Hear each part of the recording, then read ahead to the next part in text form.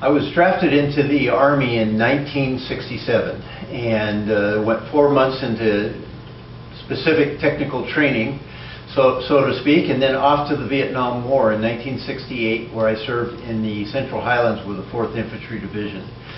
And when I got home, I was confused and estranged from my society, and decided that I needed to find a way to hide out. And I ended up finding chiropractic in my life, and that really saved my life in so many different ways. And because of that, I was able to hide and stay secluded. I didn't even want to be known as a Vietnam veteran. I didn't want to meet Vietnam veterans. I didn't want anything to do with it because my community wasn't really very happy with me for serving in Vietnam. So I found ways to exclude myself from that situation. But in 1991, my nephew deployed over to the Persian Gulf War, and all of a sudden the war came back into my life with nightmares and flashbacks and all kinds of activities.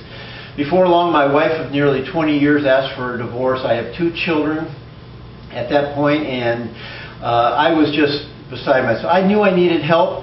Being a holistic doctor of chiropractic, I did not want to get the kind of help where I was going to be treated for PTSD, or post-traumatic stress disorder. I wanted to find out the cause to it, and I wanted it right away. So I sought out psychological help. I hired a few, I fired a few, because I could not find somebody that wanted to work within my model of holism. And I finally found somebody who ended up turning me on to writing. And in writing, I wrote a couple of novels to help in my healing process. And then I went back to Vietnam. I found a group out of Tucson, Arizona, Tours of Peace, Vietnam veterans, and they were going back to Vietnam, and I went with them, not only once, but twice.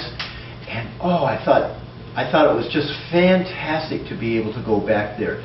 Well, in so doing, a lot of my friends said, well, John, you know, you've done so much healing. You must be flying high right now. You must be really doing well. And I thought, you know, I wish I could say that I was, but I still felt like there was a dark spot in my heart.